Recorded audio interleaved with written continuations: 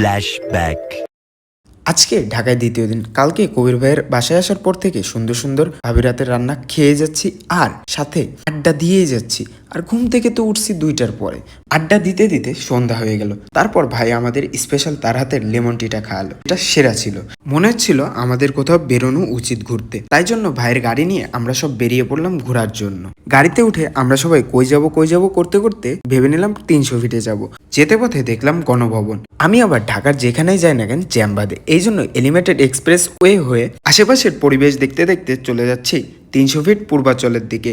300 fit লেখা এই জায়গাটায় আমরা দাঁড়িয়ে আমি নিজে কিছু পিকচার্স তুললাম অ্যান্ড ভাই আর ভাবিরে সুন্দর সুন্দর কিছু পিক অ্যান্ড ভিডিও করে দিলাম। সামনে যাচ্ছিলাম ইউটার্ন নিতে। নেয়ার পথে একটা দোকান বাঁধলো, সেখানে আমরা কিছু সময় চা টা খেলাম। তারপর মেইন যে স্পট থেকে সবাই পিকচার্স আপলোড করে সেখানে যেয়ে ভাবছি ছবি তুলবো, বাট যেয়ে দেখি মেলা হচ্ছে ভাই। এই দেখে আর দাঁড়ানোর কোনো মুডই জাগলো না, তাই সোজা চলে যাচ্ছি ভাইয়ের বাসার দিকে। আমরা এবার যাচ্ছিলাম নিচ থেকে যাইতে যে সেই জ্যাম। আমার কপালটা ভাই আসলেই পোড়া। সে চাপা গলি হোক বা বড় রোড হোক, সব জায়গায় জ্যাম তো জ্যাম বাঁধবেই। अच्छा ठीक है।